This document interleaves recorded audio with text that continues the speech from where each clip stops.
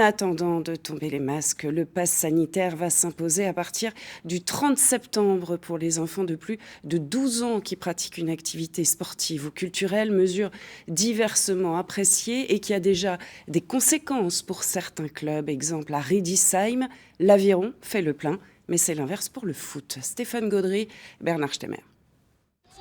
Ils se sont tous jetés à l'eau. Au club d'aviron de Mulhouse-Riedisheim, la quasi-totalité des jeunes de plus de 12 ans est allée se faire vacciner, comme Nima, pour pouvoir poursuivre leurs activités. Pour être tranquille, pour pouvoir aller dans d'autres pays aussi.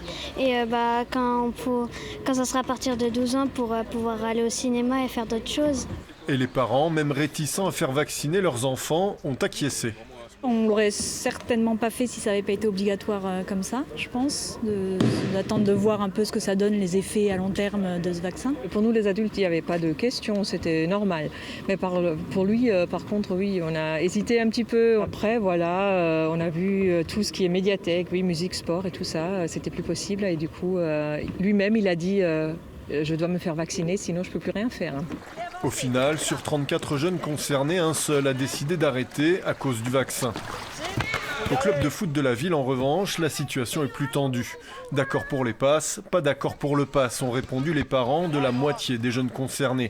Les 3 équipes de 12 à 15 ans sont décimées et le club se prépare à devoir déclarer forfait match après match. Allez, suivant. On ne pourra pas aligner les équipes en championnat, ça c'est une certitude. Déjà ils ne pourront plus venir s'entraîner puisque le pass sanitaire est obligatoire pour les entraînements et ils ne pourront plus se déplacer. On espère que le fait que les enfants jouent maintenant va inciter les parents à changer d'avis, mais on ne sait pas.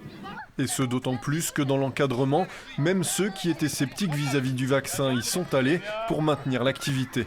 C'est un petit peu aussi mon oxygène de faire de l'encadrement pour ces jeunes. Et faire plaisir à ces jeunes, pour moi, ça me fait plaisir aussi. Donc voilà, le vaccin était obligatoire. Parmi les réfractaires, certains attendent de voir si le décret imposant la vaccination aux jeunes sportifs sera reconduit après le 15 novembre. Au club, on espère qu'après cette date, certains parents changeront d'avis.